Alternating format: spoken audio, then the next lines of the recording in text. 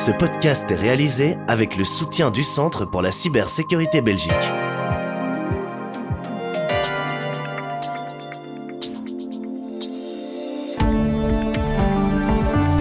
Bienvenue à Z sur 7, votre Z-Podcast quotidien. Aujourd'hui, nous sommes le 3 novembre et nous avons un tout nouvel épisode avec l'invité du Trendstalk pour vous. Si ce n'était pas pour l'inflation, je suis presque certain que Joe Biden ou maintenant Harris remporterait les élections sans problème. Hamid Faljaoui, le directeur de Trends, reçoit Koen Deleuze, économiste en chef chez BNP Paribas Fortis. Il est également auteur du livre « Les 5 tendances de la nouvelle économie nationale ».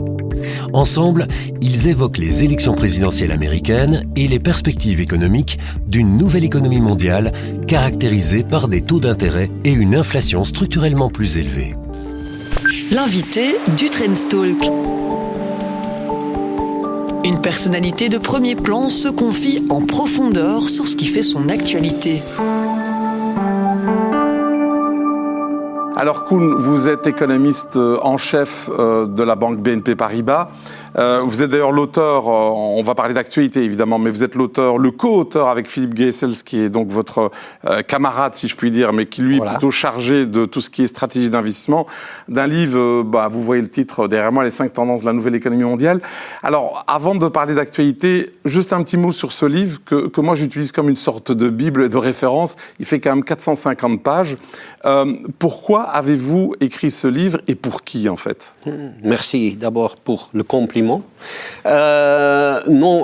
J'ai commencé d'écrire ce livre il y a 5 ans. Et à ce moment-là, j'avais l'impression que beaucoup de docs économiques étaient en train de tomber.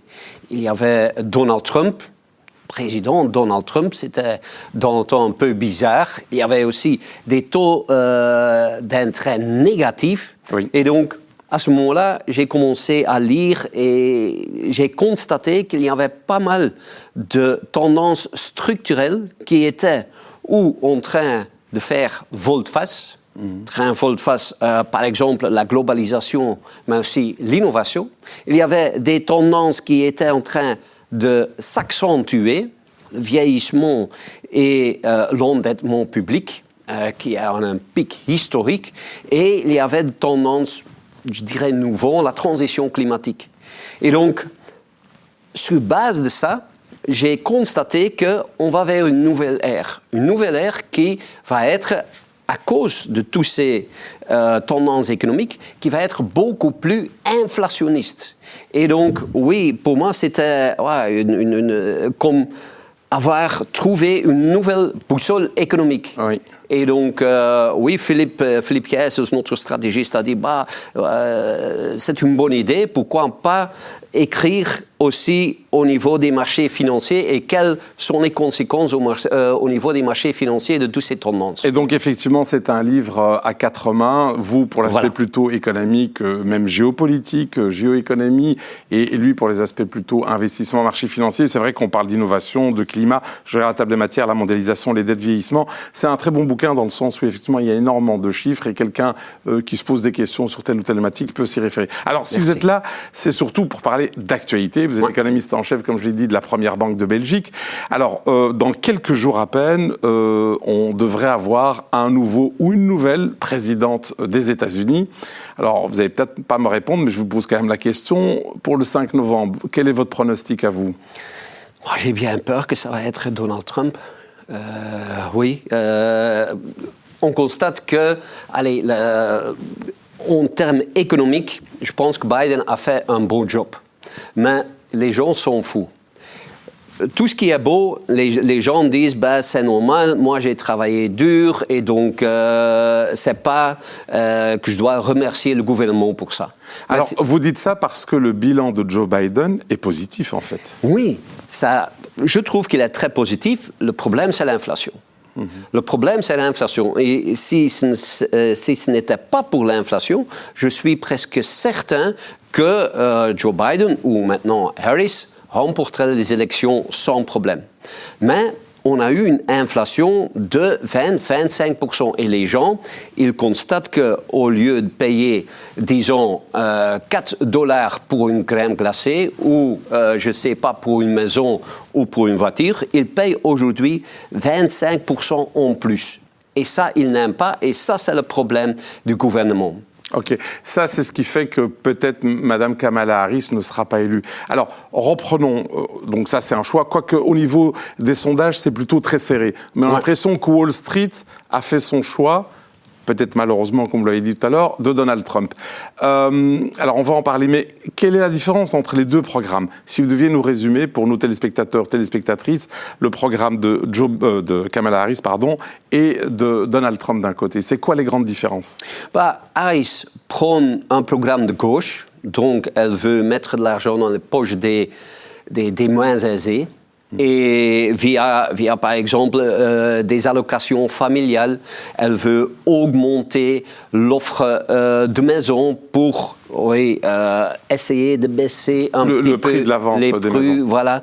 Elle veut augmenter les taxes de société de 21 à 28%. Donc, c'est vraiment un programme de gauche. Alors, juste une chose, quand vous dites de gauche, c'est-à-dire elle veut donner du pouvoir d'achat à la classe moyenne, mais elle va chercher l'argent chez les riches. C'est ça. Ou les sociétés. C'est chez les riches et sur les sociétés, par exemple, qu'est-ce qu'elle veut faire aussi? Elle veut imposer davantage l'achat d'actions propres. Okay. Et donc, oui, ça nuit naturellement aux gens riches et ça fait que les gens, certainement les gens qui sont actifs sur la bourse, n'aiment pas trop ce programme-là. Ok. Alors ça, on va dire Kamala Harris, la reine du pouvoir d'achat. Voilà. Alors, Trump, c'est quoi? C'est le roi du protectionnisme? C'est le roi du protectionnisme, ça c'est une chose. Deux, c'est aussi le roi des entreprises, parce que si on regarde son programme, il veut diminuer davantage les taxes sur les sociétés. Il a déjà diminué les taxes de société avant, de plus de 30%. Ça, c'est dans son premier mandat. Dans son premier mandat. Aujourd'hui, il veut diminuer davantage jusqu'à 21%. Il veut aussi prolonger son Tax Cuts and Jobs Act, qui veut dire qu'il veut accélérer la déductibilité des investissements et il veut aussi réduire les droits de succession. Donc, ce sont plutôt des mesures qui sont favorables et favorables aux les gens plus riches. Oui. Et oui, naturellement, la bourse, elle aime bien ça. Alors oui, mais on le voit bien, en tout cas pour Donald Trump, mais aussi pour Mme Harris. Dans les deux cas, toutes ces promesses électorales vont aggraver le déficit budgétaire, augmenter la dette publique. Certainement. Et comment se fait-il, vous qui êtes un économiste, comment se fait-il que la bourse américaine s'en fiche ?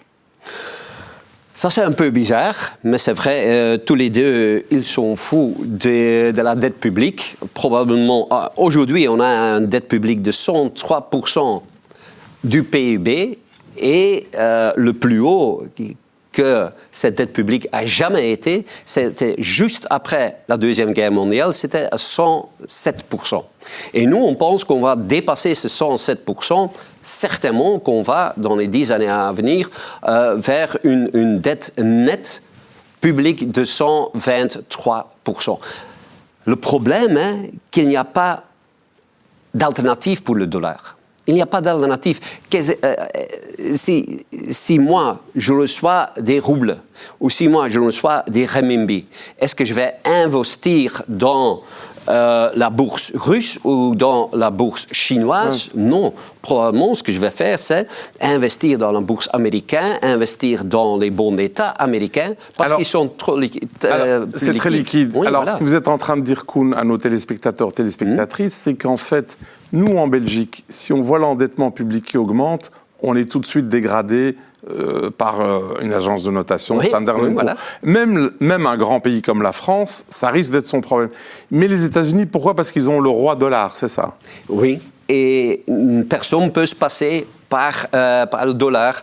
Oui, on peut faire du commerce dans le rouble, on peut faire du commerce dans le renminbi, dans beaucoup de différentes monnaies, mais après, il y a, si on va investir tous les revenus de renminbi ou de rouble, alors on finit par investir dans le dollar ou l'or. L'or qu'on a vu augmenter énormément la dernière année. Presque 30% depuis le début de l'année, je pense, exactement. Alors, maintenant, si on se met du point de vue européen, c'est vrai que nous, Européens, on n'a pas le droit de voter aux États-Unis, ce qui est normal, même si on en a envie, puisqu'évidemment, ce qui va se passer le 5 novembre aura un impact sur l'Europe. Si je me place d'un point de vue purement égoïste, d'un point de vue européen, point de vue belge, quel est le meilleur candidat pour nous, Européens ? Harris. Sans doute Harris, oui. Parce que dans le programme de Donald Trump, il propose aussi une augmentation des tarifs d'importation de 10%. Et donc, ça va nuire énormément à l'Europe, ça va nuire énormément à la Belgique. Parce qu'on est devenu de plus en plus dépendant des États-Unis. Avant, en ce qui concerne les exportations, on était assez dépendant de la Chine. Oui. Aujourd'hui, on constate qu'on n'est plus dépendant des États-Unis parce que la Chine, oui, la croissance a tombé. Et donc, s'il augmente l'importation, les tarifs d'importation, eh bien, l'FMI a calculé que ça diminuerait la croissance en Europe de 0,3% en 2025 et en 0,3% en 2026. De 0,3%, on peut dire c'est pas grand-chose, mais si on ne croit que 1,2% par an, alors, c'est beaucoup, naturellement. Alors, j'entends bien. Vous dites ce que disent d'ailleurs d'autres économistes en disant qu'effectivement, pour l'Europe, ce serait mieux avoir une Kamala Harris que quelqu'un comme Donald Trump. Mais, alors, je vais faire l'avocat du diable. Est-ce que c'est pas une vision aussi trop optimiste dans le sens où quelqu'un comme Joe Biden, qui est démocrate, il a quand même mis un plan IRA, donc l'IRA, donc, qui a attiré, qui a même délocalisé des entreprises allemandes, européennes, pour attirer ces gens-là, ces usines-là et ces emplois-là aux États-Unis. Est-ce qu'en Europe, on n'est pas un peu trop naïf en se disant une démocrate, c'est nécessairement toujours bon, alors qu'en fait, dans les deux cas, c'est America First? Dans les deux cas, c'est America First. Mais dans les deux cas, il y a le protectionnisme qui règne. Mais il y a une différence entre le protectionnisme de Harris et l'isolationnisme de Donald Trump. Donc, en fait, il y a le choix entre ce que je dirais la bifurcation de Harris, et donc ça veut dire que la scission entre les États-Unis et la Chine continue, que le IRA, ça continue d'attirer des investissements, et après quelques temps, disons, après 5 ans, 10 ans, dans 5 ans, dans 10 ans, oui, probablement il va y avoir un camp chinois et un camp américain, ce qu'on écrit aussi dans notre livre. Mais au moment où Donald Trump remporte les élections, on va vers une fragmentation. Et qu'est-ce que ça veut dire? Ça veut dire que probablement cette période de Pax Americana de 80 ans touche à sa fin. Mm-hmm. Et ça, je trouve que c'est quelque chose de très, très, très dangereux, parce que ça veut dire aussi qu'au niveau d'institutions comme par exemple l'Organisation mondiale de commerce, le FMI, l'OTAN même, est mis en question. Et donc, à ce moment-là, en Europe, on se trouve tout à fait seul et on n'est pas du tout préparé pour ça. J'espère qu'on va se préparer un peu plus. En fait, ce que vous êtes en train de dire, c'est qu'avec Trump, on va vers une démondialisation. Voilà. Tout à fait. Voilà. Tout à fait. Alors, justement, restons toujours sur les États-Unis, mais est-ce que nous, Européens, on ne va pas être les victimes collatérales de cette guerre que se livrent les Américains avec les Chinois? Les Américains pour rester la première puissance économique, les Chinois parce qu'ils voudraient devenir la première puissance économique. Alors, imaginons que votre scénario se vérifie et qu'effectivement c'est Trump qui devient le président après le 5 novembre. Il va augmenter les droits de douane. Ça veut dire que les Chinois vont avoir plus difficile à vendre, enfin à exporter en Chine, aux États-Unis, et donc ils vont diriger leurs produits vers l'Europe. Et donc c'est nous qui allons être les victimes. Oui, c'est un risque. C'est un risque clair et on constate ça déjà avec les voitures électriques. Mais là, j'ai l'impression qu'on a arrêté d'être naïf. On a été très naïf les dernières 10-20 années et donc il y avait clairement une compétition faussée de la Chine par rapport au reste du monde. Les subsides sont aujourd'hui encore dans certaines industries 4 fois plus élevés en Chine par rapport à l'Europe, par rapport aux États-Unis. Et là, oui, on doit prendre des mesures. Le monde a changé. C'est très bien d'être favorable à libre-échange. À un certain moment, il faut jouer le jeu que les autres jouent. Et donc, ça veut dire qu'il faut, pour certains secteurs, implémenter des mesures, comme c'est d'ailleurs décrit dans le rapport de Draghi. Et c'est ce qui va se passer dans le futur, certainement, je pense. Alors, puisqu'on parle de la Chine, restons en Chine. Vous êtes un observateur quotidien de la matière économique. La Chine est la deuxième puissance économique, c'est le deuxième moteur. C'est un moteur qui est en panne depuis le Covid, en fait. Hein. Ouais. Et là, il y a quelques jours, 1 ou 2 semaines, ils ont décidé de faire un nouveau plan. Alors, moi, ce que je lis et ce que j'entends, certains disent « Waouh, c'est formidable, c'est bien, ça va peut-être booster le deuxième moteur de l'économie mondiale. » Et puis, ils sont plus nombreux à dire « Non, c'est pas un grand plan ». Quel est votre avis, à vous, Kuhn ? Je pense que c'est pas assez. Je pense que c'est pas assez. Ce qu'ils font, c'est qu'ils focalisent en particulier sur les gouvernements locaux. Parce que les gouvernements locaux, ils sont faillites. Ils sont faillites parce qu'ils ne peuvent plus vendre des terrains, parce que personne veut des terrains, parce qu'il y a tellement de stock de bâtiments que tout le monde s'en fout des terrains. Donc là, oui, ça ne va pas relancer l'économie. 2, ils sont en train de recapitaliser les banques. Ça, c'est bon et ça évite une faillite des banques et ça évite une crise financière. Mais encore, toujours, ça n'augmente pas la consommation. Et ça, c'est le problème principal. Au niveau des ménages, on constate encore toujours que le taux d'épargne brut est de 45%. 45% des revenus sont épargnés. Presque la moitié. Presque la moitié. Et là, le grand problème est que, premièrement, le vieillissement. 2, et il y a le lien avec le vieillissement, il n'y a pas assez de pensions et de sécurité sociale. Donc les gens, ils doivent prendre soin de soi-même. En fait, ils n'ont pas le choix, il n'y a pas de sécurité sociale en gros. Voilà. Donc c'est une épargne obligatoire. Voilà, c'est ça.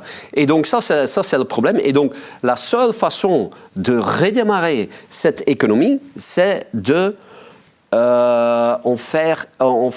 financer la consommation, de faire en sorte que les gens reçoivent des subsides, ce qu'ils font d'ailleurs, des subsides pour, par exemple, acheter des machines à laver. Et donc, il y a quelques subsides qui ont été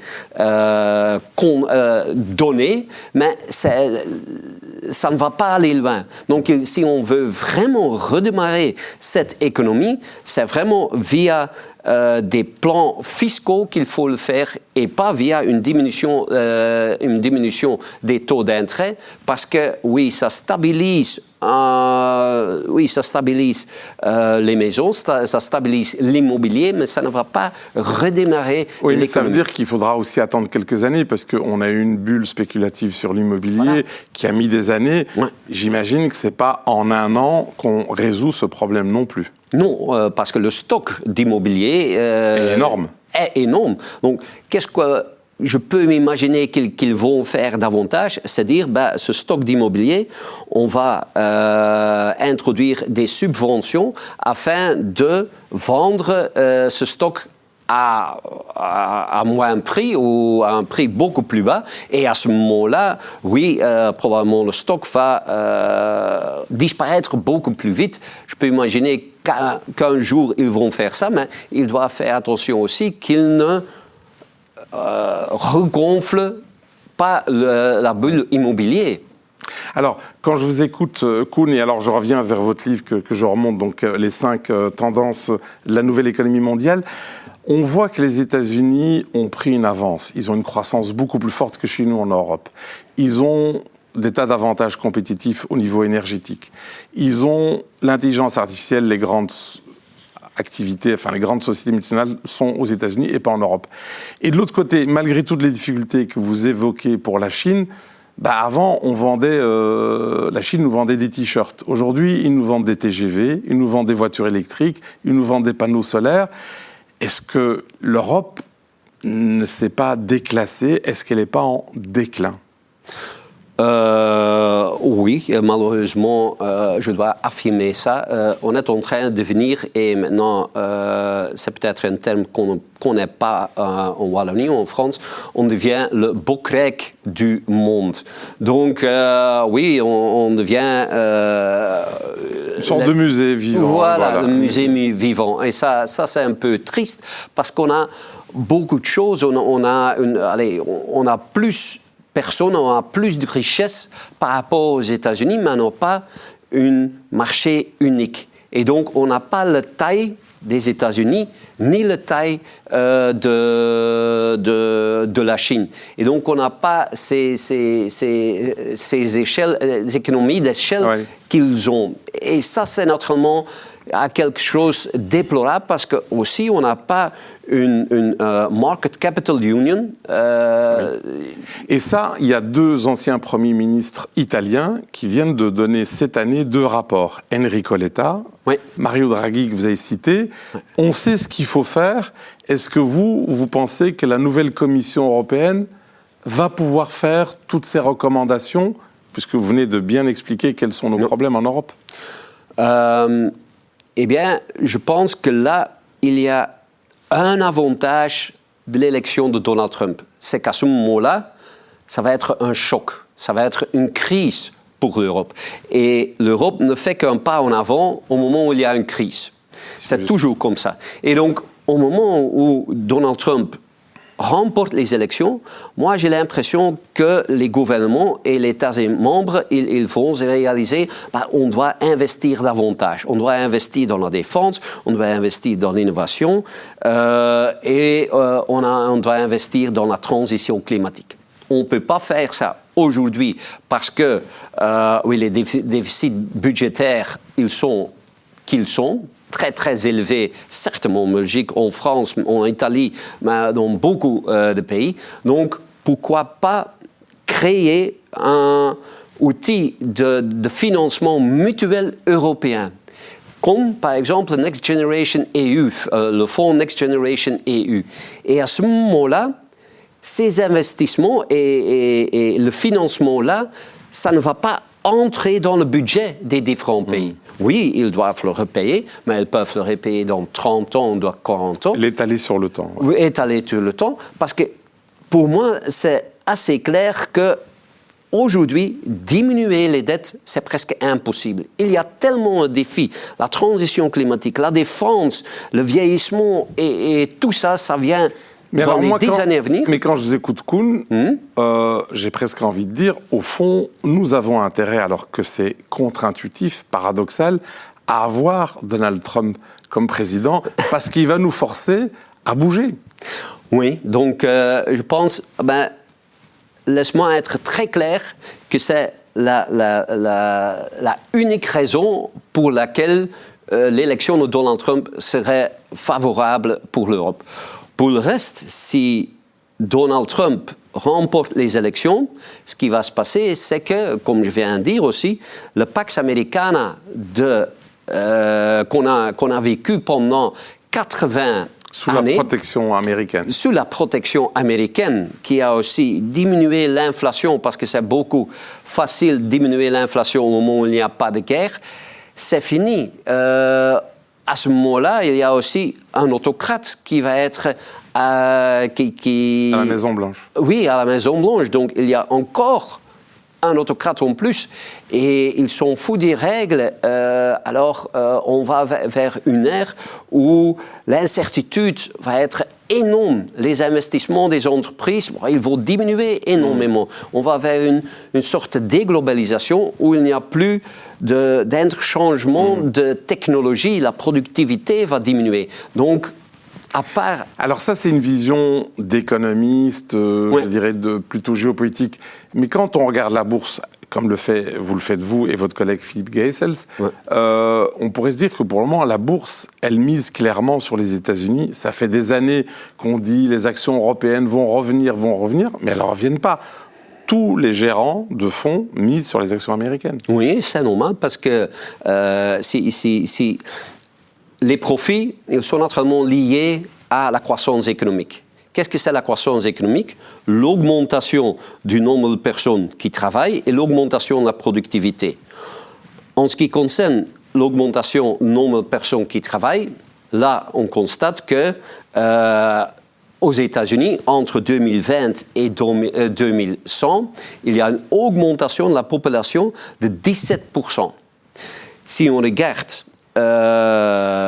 en Europe, il y a une diminution de 25%. Donc, ça, c'est le premier facteur qui est négatif au niveau de la croissance.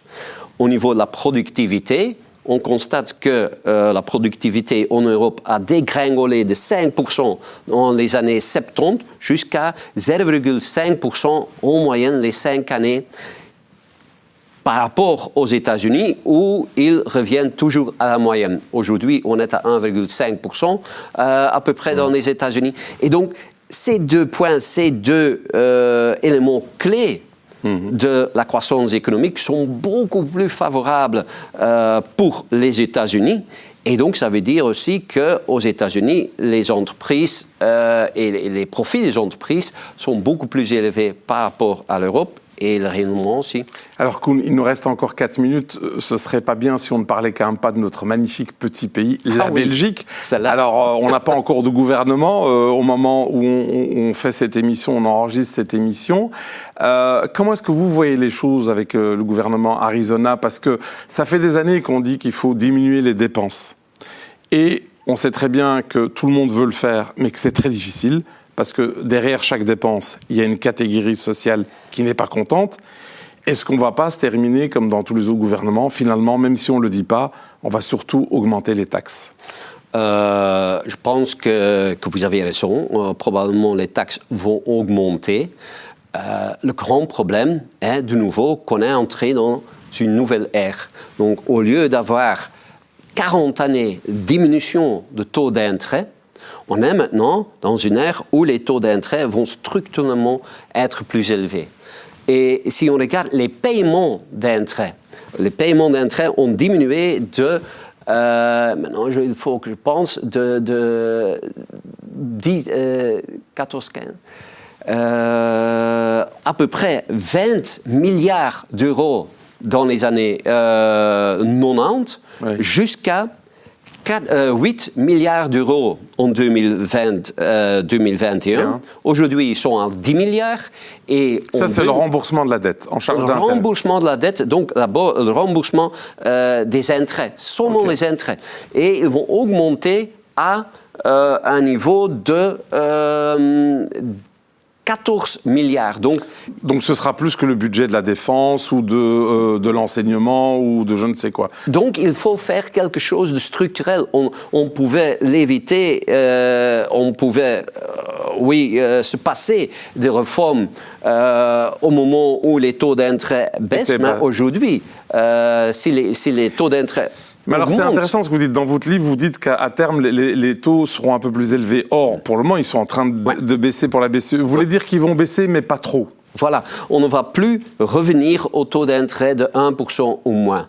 Et donc ça c'est un message important dans notre livre. Il y a un window of opportunity de 6 à 12 mois pour refinancer les emprunts, pour refinancer aussi les emprunts des entreprises. Parce que si ce qu'on dit s'avère vrai, Ça veut dire qu'il va continuer à avoir des cycles où les taux d'intérêt baissent, mais au niveau structurel, les taux d'intérêt vont augmenter davantage. Donc, au moment où les taux d'intérêt à long terme baissent jusqu'à 2,5 ou 2%, moi, je pense qu'il faut refinancer parce que après, les taux d'intérêt vont remonter et oui, l'opportunité est finie. Alors, question rapide. Je sais que vous ne pouvez pas lire dans le futur, mais est-ce que vous pensez que notre dette risque d'être dégradée à un moment donné ? Certainement. Oui. Certainement. On doit juste éviter qu'on ne va pas expérimenter un moment Liz Truss. Donc, un moment où... Liz Truss, c'est le nom de l'ancien Premier ministre britannique. Voilà. Et c'est quoi ce moment ? Vous voulez dire quoi par ça ? Qu'est-ce que vous voulez dire ? Et Liz Truss, elle a été le Premier ministre pour 49 jours. Pourquoi seulement 49 jours ? Parce que elle a dit, on va faire un budget assez expansif, on ne va pas augmenter les taxes, on va augmenter les dépenses. Et les marchés financiers ont dit ça ne va pas passer. L'équation est impossible. Voilà, ils ont revu les taux d'intérêt à la hausse, 2 points de pourcentage, et après 49 jours, Liz Truss a dû démissionner. Merci à toutes et tous d'avoir suivi cet épisode du Z-Podcast. On se retrouve demain pour l'info à ne pas manquer, où nous vous parlerons de l'impact que peuvent avoir les élections américaines sur l'Europe. En attendant, restez bien à l'écoute de l'astuce en cybersécurité de la CCB.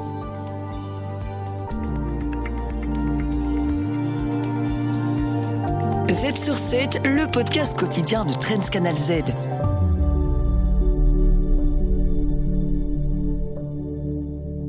Ce podcast est réalisé avec le soutien du Centre pour la cybersécurité Belgique.